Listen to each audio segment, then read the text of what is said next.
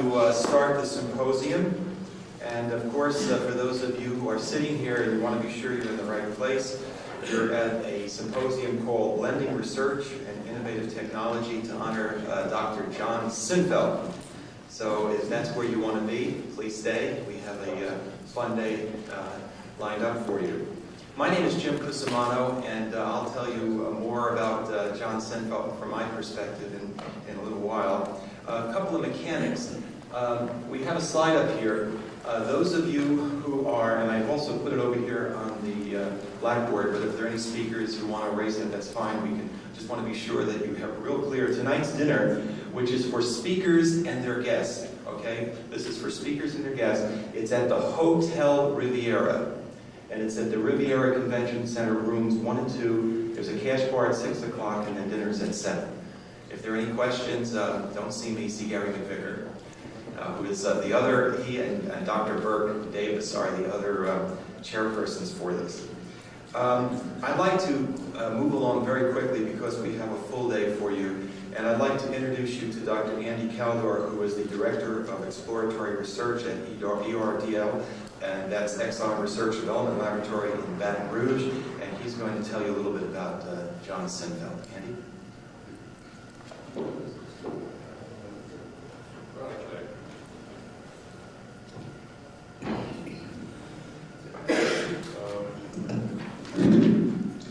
Thanks, John and Jim.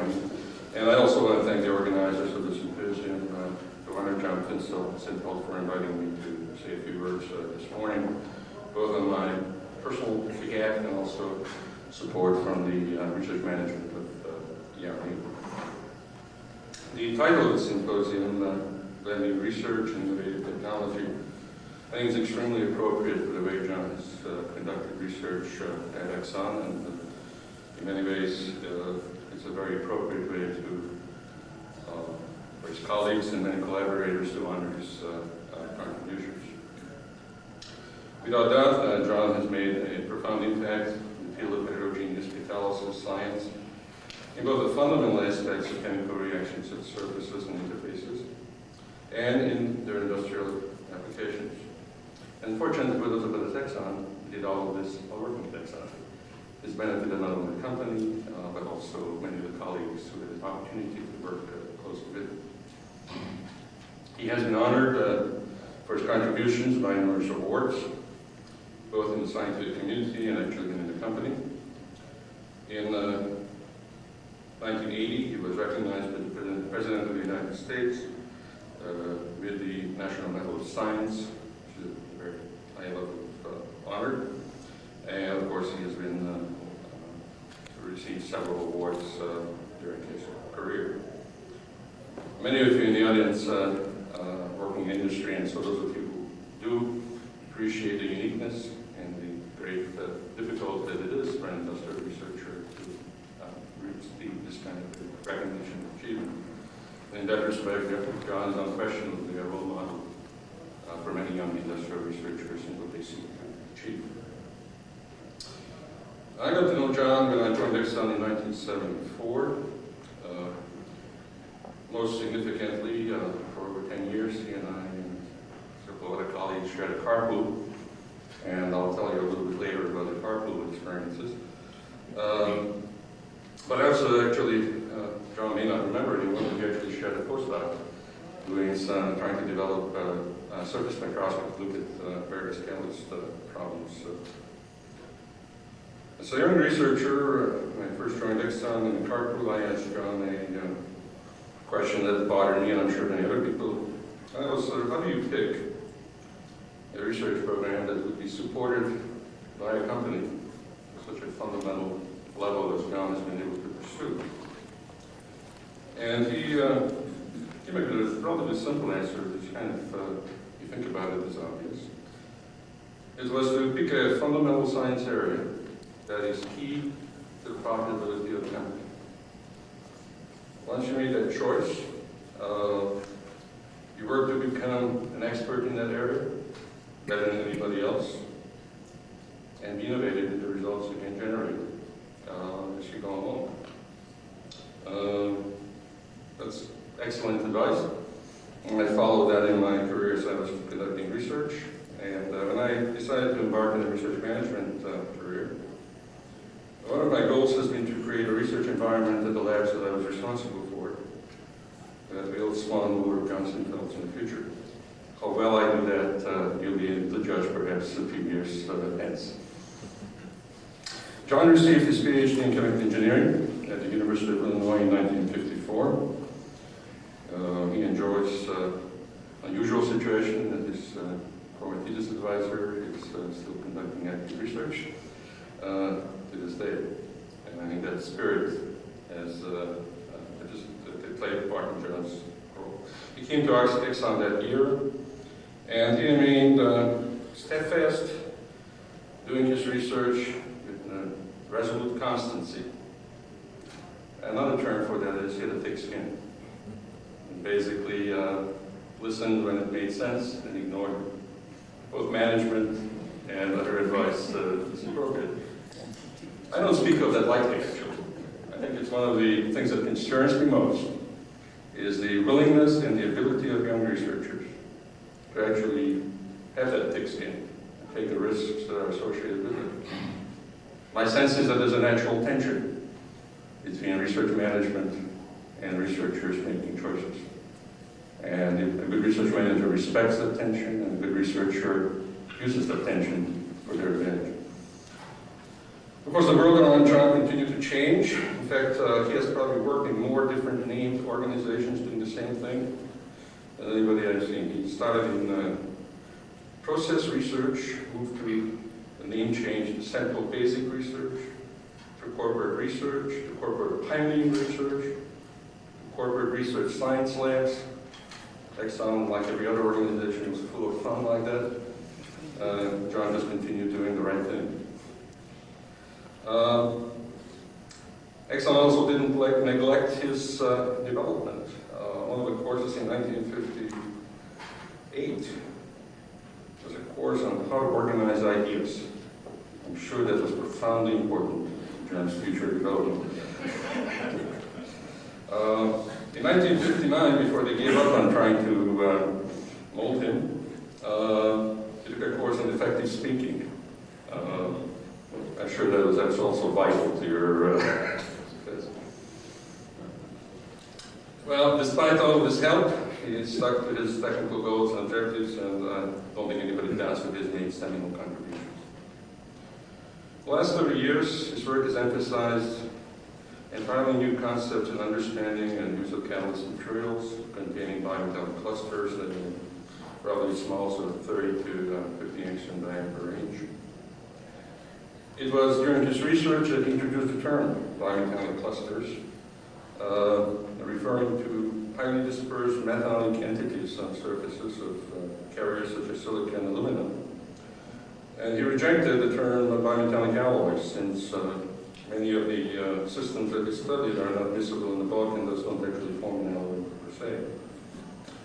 He also pushed analytical techniques of chemical probes, such as chemisorption, reaction kinetics, physical probes such as mass bar spectroscopy, extended X-ray absorption, XAFs, as well as nuclear magnetic and nuclear magnetic resonance more recently, to validate the bimetallic cluster concept.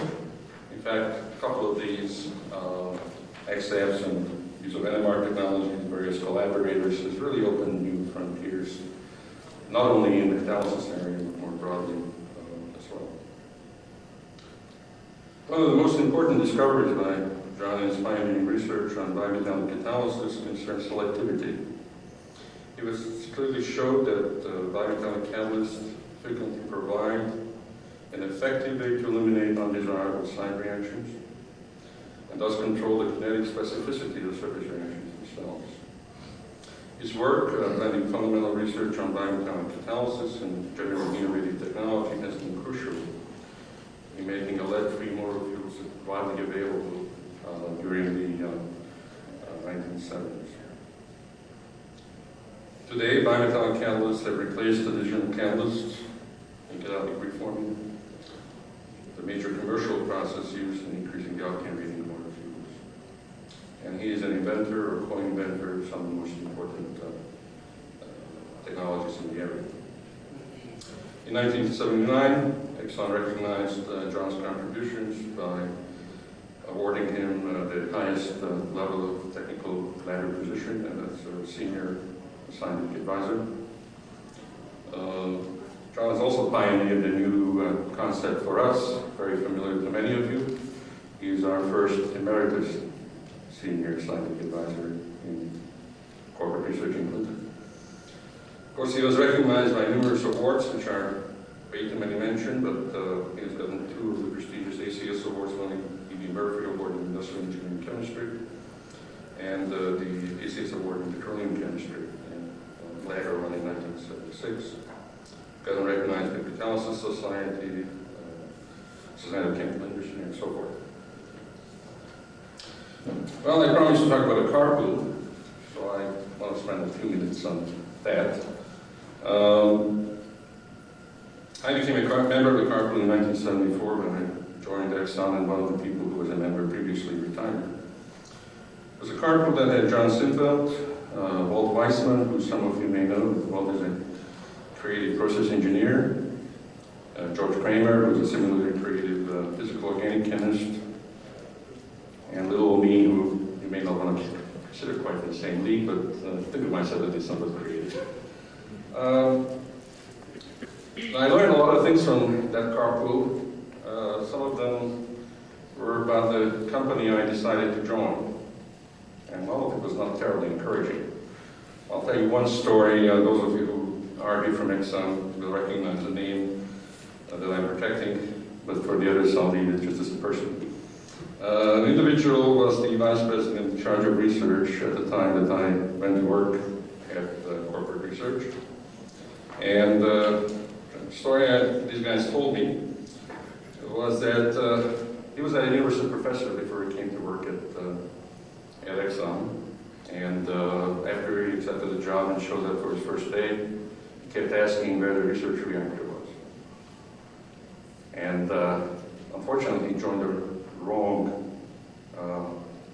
company, since Standard Oil of Indiana had the research reactor. Standard Oil of New Jersey did not, and didn't recognize it until several months after he was on the summit. That made me feel really good. But I figured the guy grew in the job. Then he told me another story, which was the guy finally made enough money to go out and buy a new car, which he did. And he drove his car around and around and around, and eventually the engine seized up on him, and he asked his technician to go out and look at the car to see if he could figure out what went wrong with it. And the guy kind of came back and said, "Dr. So-and-so, when's the last time you added oil?" And his response was, "You mean you have to have oil to the car?" I knew I was in trouble at that point, and seriously considered leaving. Probably what I enjoyed most was the intellectual environment of the carpool. Because of the mix of people, and we had about a 45-minute ride in each direction, we ended up doing a lot of talking about various problems, and rapidly we moved to the idea of, on the way in, we sort of worked on the concept, sort of laid out the idea. During the day, John and the other experimentalists, such as myself and George, would maybe do some experiments, while Walt Weissman would do some preliminary economic assessment.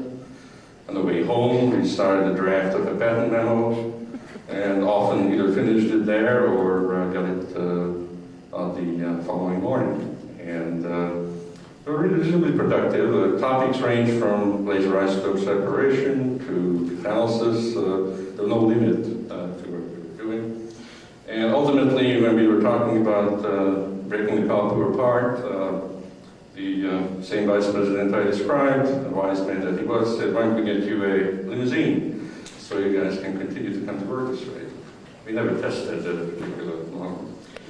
Because the carpool was also very effective for picking up consultants who came to visit. And by accident, I think, but many people not sure believe it is an accident, several of the consultants we picked up on the way into the lab, we were able to tell them that they won the Nobel Prize. With an uncanny record for several years that the Nobel laureate happened to be at Linden. Actually was a site that happened to be in Linden the day that the announcement was made. And so as the word of this kind of got around, we got all kinds of requests from people to come consulting around the period where physics and chemistry and Nobel Prizes were announced. And the basic motto was, it can't hurt. It'll help. Well, John, as I indicated already, had a very significant impact on me personally.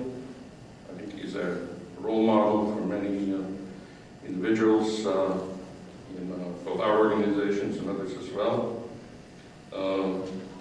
My goal as a research manager has been to create a research environment and maintain such an environment in which scientists and engineers like John Sinfelt are able to excel and innovate, creating technology that changes the paradigm of our industry. It's a tough challenge, but with examples like John, that should be possible to do. Thank you very much.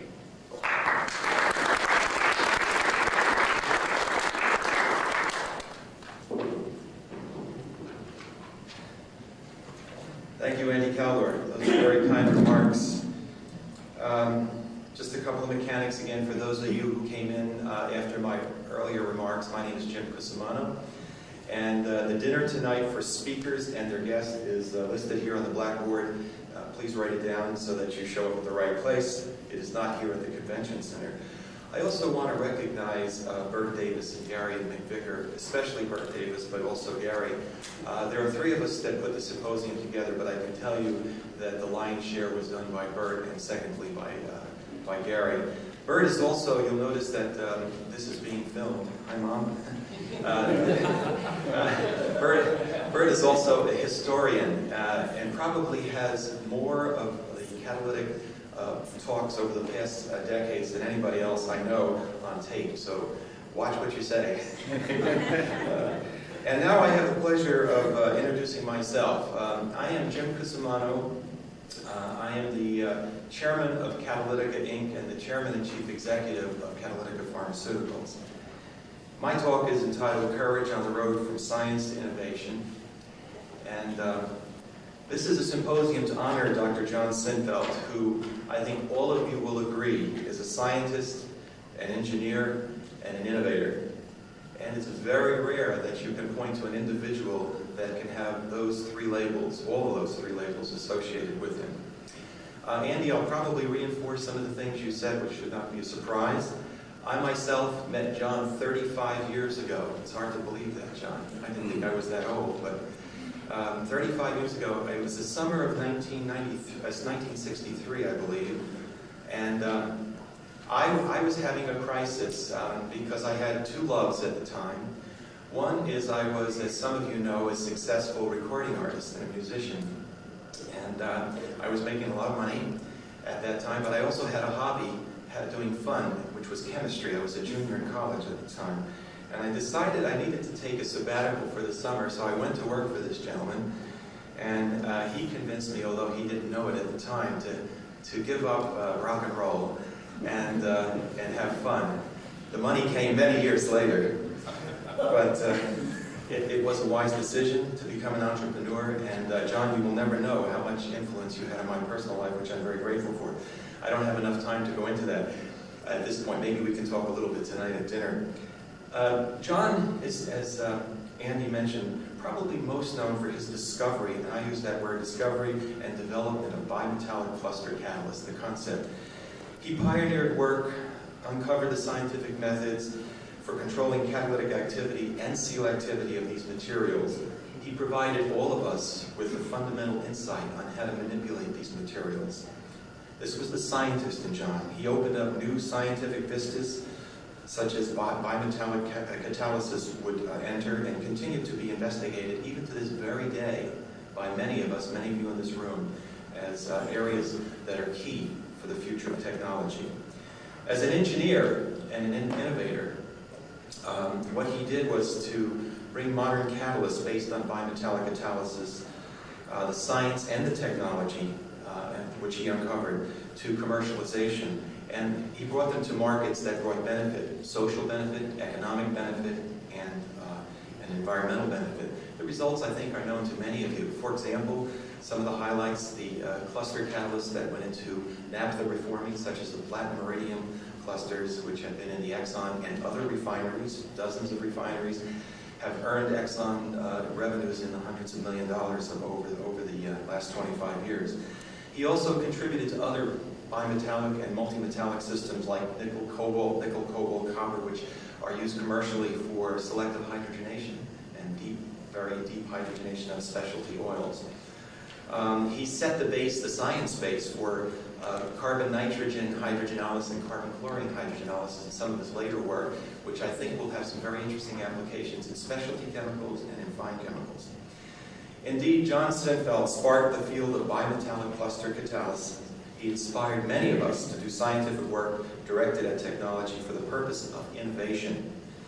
And some of you who are working in those areas are here today. I won't go through the awards. I think Andy's mentioned them, but I think it is interesting to note that this gentleman is a member of both the National Academies of Engineering and Science.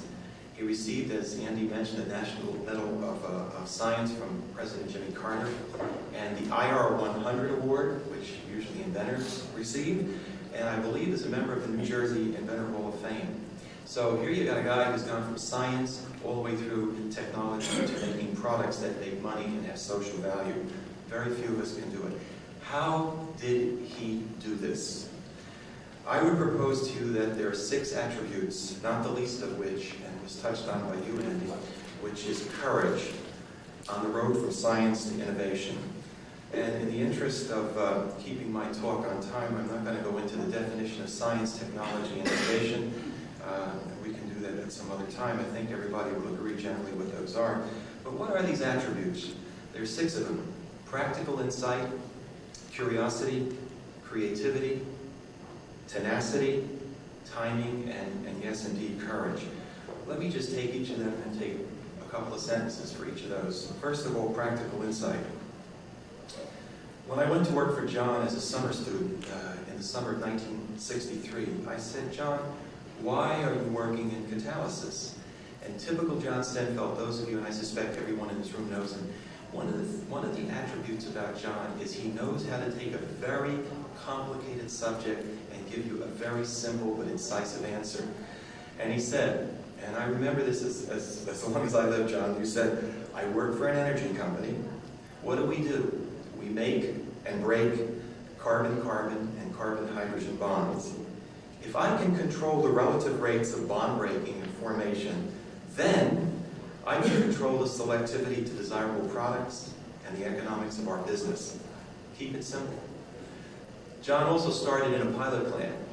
He is a chemist, a chemical engineer, and probably a physicist and many other things, but he did start in a pilot plant, so he got used to what are the real key problems.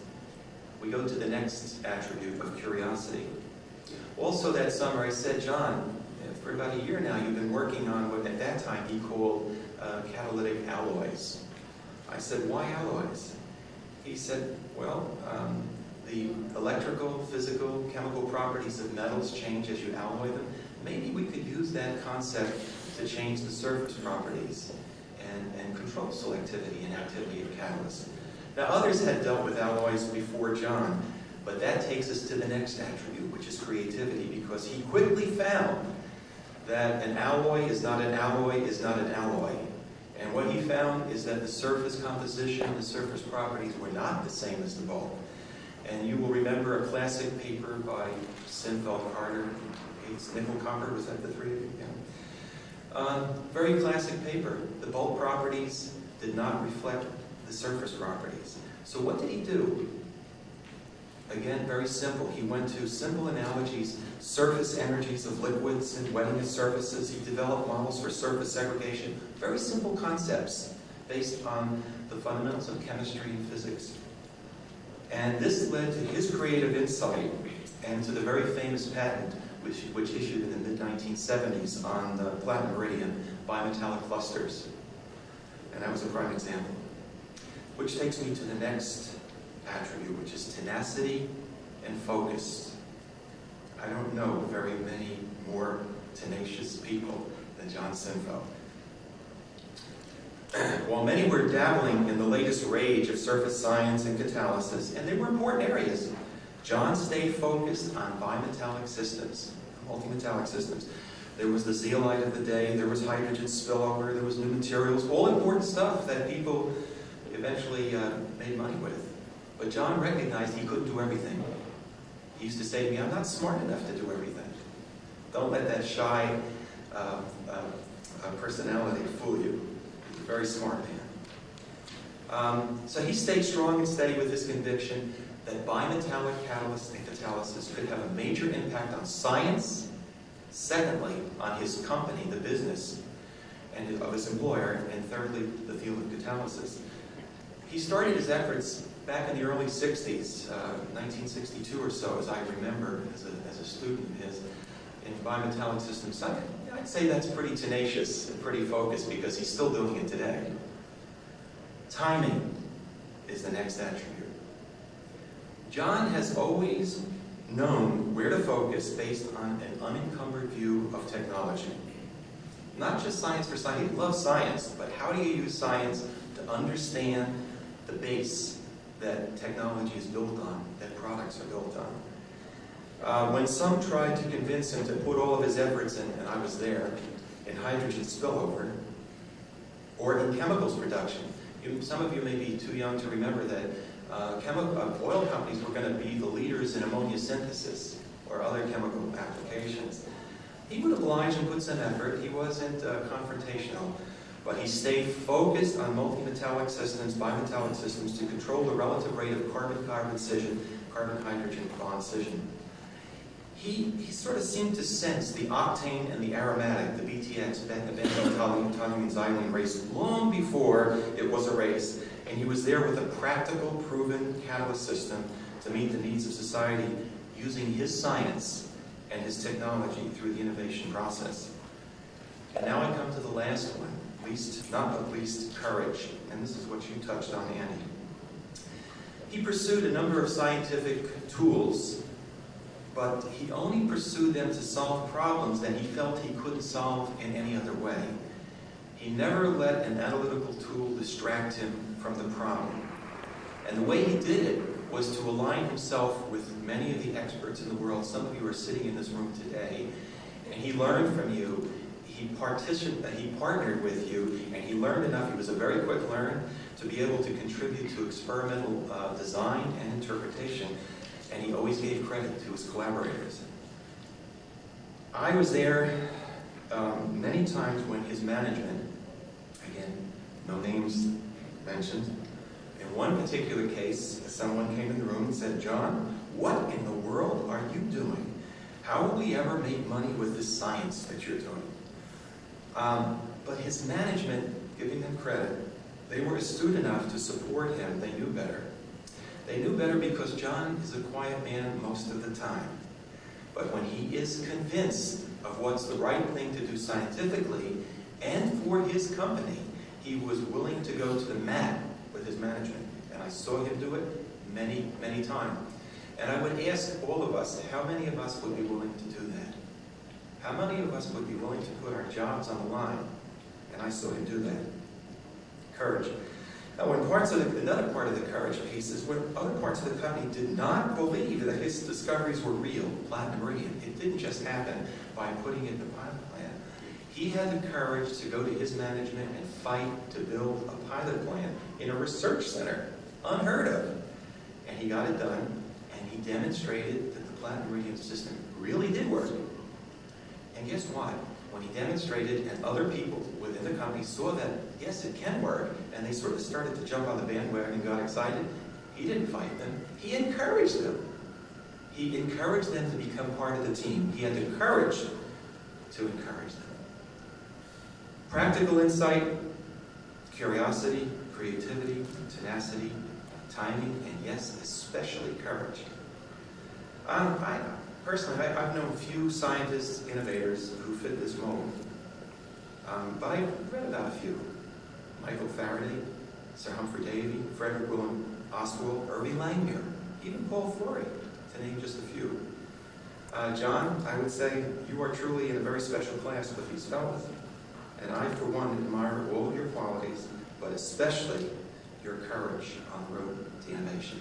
Thank you.